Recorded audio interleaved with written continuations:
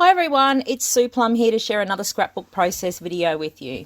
Today's layout that I am sharing was created for the Favourite Escape YouTube hop that is happening on YouTube today. Now this hop was organised by Rachel Tallman and Monya Wessel, and we are all scrapping our favourite escape. Now this could be something different for everyone that's participating. But what I actually chose to scrap about was my retreat on the Sunshine Coast, my scrap retreat. So most of my favourite crafty peeps were at this retreat, and of course we were all getting stuck into our favourite pastime, which was scrapbooking or art journaling or whatever we were doing. And these photos were actually taken on our theme night, our dress-up night. Now our theme for this retreat dress-up was actually Trouble in Paradise. So that may explain some of the costumes, it may not, but anyway, let's get stuck into the layout. So I've got 3 photos that I'm actually working with for this layout. So I've got a square photo in the middle, which is a 4x4, and then I've got 2 3x4 photos that I'm putting either side of that. I decided to work with the Vicki Boutin Let's Wander collection for this because I am sitting on a rather large stash of these goodies that I've been hoarding, and now I've got the new colour study collection on the way, so I really need to get stuck into this and start using some of it up instead of just hoarding it, because why sit on it? That's the thing, we've got to use our stash, right? Anyway, so I decided to use a patterned paper background for this page, and the sheet that I chose it's got a black base and it's got the words "Say Cheese" printed all over it because these were our photos taken in our photo booth corner. And I thought that that would make a really fun background with that dark colour, and it would help the bright colours that I was planning on using to sort of pop off the page. You can see that in that the main photo there, my sister and I had some tropical, like Hawaiian style shirts on, and they actually matched with one of the papers so perfectly. You would think that the paper was actually made to match our shirts. That's how close a match it was. So I decided to use that sort of leafy print as the large piece of pattern paper for the focal area of my page. I did neglect to mention that I actually did put some acrylic paint on my background there. So I wanted to just pull back that sort of dark colour in the background, and I wanted to get a splash of blue onto the page. Now, I did have blue paint sort of hanging around my desk because I used it on a recent project. So it was quite easy for me to reach for this, and luckily it just happened to be the perfect colour. So it's actually a Dina Wakley, and it's like a sky blue, and of course it matches with the sky in our background of our photos there perfectly. So I used my brayer and I rolled a bit of the blue across the page. Because the brayer applies the paint so thinly, you were still able to see through the paint, and it didn't have a great deal of punch. So then I went in and rolled some white acrylic paint, and that helped to strip back more of the print. And then I actually went back and put a little bit more blue on over the top of the white, which gave me that sort of strong, punchy blue colour that you can see there. And that's sort of what I was looking for. Now, that was all the mixed media I did on the background of this page, because as you can see from that text, the background was already quite busy and it didn't need anything else. So I've got my pattern paper, I've got my acrylic paints, and now I'm working in the focal area of my page there. I've got that leafy, bright leafy lime green and green patterned paper. I've used an orange print paper as well to sort of draw in the colour from Fiona's dress in one of the photos. And I've also got a blue doily there that I'm going to put into my stack. And I've also got another piece of pattern paper which I've run horizontally across the page.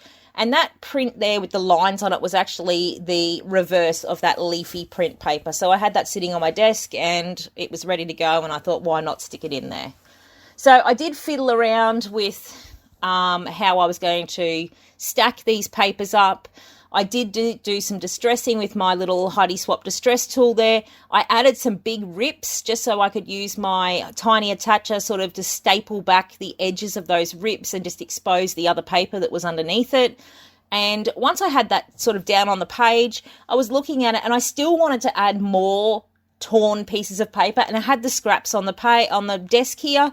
So I just kept adding. So you can see that I've tucked an extra bit in under that orange paper at the top there. And I also tucked an extra bit in under the orange paper at the bottom there. You know, again, I sort of tore it and then I ripped it and then I added some staples before I stuck it down. And then I was pretty happy with all of that. Like, that was enough paper. I'd worked out the placement of my photos, and now I wanted to bring a bit of texture into the page. So I was adding some frayed gauze. If you're wondering about the sort of gauze that I use, you can go back on my channel, have a look under product videos, and I've got a little short video there about the gauze that I use. Now, I figured while I was doing some stash busting with all of my Vicki Boutin goods that I might actually put some washi tape on this page. So I pulled out that sort of heart print washi. I realised that's sort of reflecting for you a little bit with the light on it there, but you'll see it later on in the close-ups. And I believe that was actually a Dina Wakley washi tape that I had in my stash. I just liked the colours, and it was a bit sort of eclectic, and I thought it would work really well here. Now, when it came to embellishing my page, I didn't stray far from the Let's Wander collection at all. So now this collection came with several ephemera packs. There was one that had, I think there's one that's got like tags and stuff in it and a few sort of smaller die cuts. There was another pack of die cut ephemera that had, I want to say vellum pieces and stuff in it. And then there was this one, which was just the standard ephemera pack, and it just had die cuts in it, no fancy materials or anything like that. Now, the first thing I did reach for was that little sunglasses die cut, because obviously there was quite a few pairs of sunglasses appearing in those photos there, and I thought that would look really cute. One of the things I deliberately did with this layout was it was a chance to use up some of those really large die cut pieces that are in this ephemera pack. And because the things were quite bold, I didn't want to put a lot of like small things on there because I knew that they would just get lost on the page. I decided to go big and bold, just like I had with the colors, just like I had with the photos. And I used as I said, the sunglasses piece. I also used that large camera sort of on the right hand side there, and then I used sort of a large leafy branch just sort of trailing down in the bottom left corner, and that gave me my basic visual triangle, though I have strayed a little bit from that formula lately. So I stuck my photos down. Make sure you use a liquid adhesive. I like to use Helmer 450 over the top of my gauze because you need a liquid adhesive just to penetrate the fibres of that gauze. I then went in with some of the chipboard pieces from that thickers pack there. I was actually impressed how strong the adhesive was on the back of these thicker pieces. I do find sometimes that the adhesive is not great, and I tend to add just a bit of Scotch tacky to help stick things down and just to make sure that they're going to stay in place permanently. But they were fairly strong, so I didn't have to add much extra glue at all. So you can see that it was a little bit of a play on words. You can see that the photo on the left-hand side, which is actually of Zoe, Pern and I've added that little sort of label that says local attractions, because look at us, we were hot. And on the top of that photo on the right-hand side, I've added that little label that says a wild adventure. And that was because Fiona's little fox fur thing that she had had his nose in my bag of fake cocaine.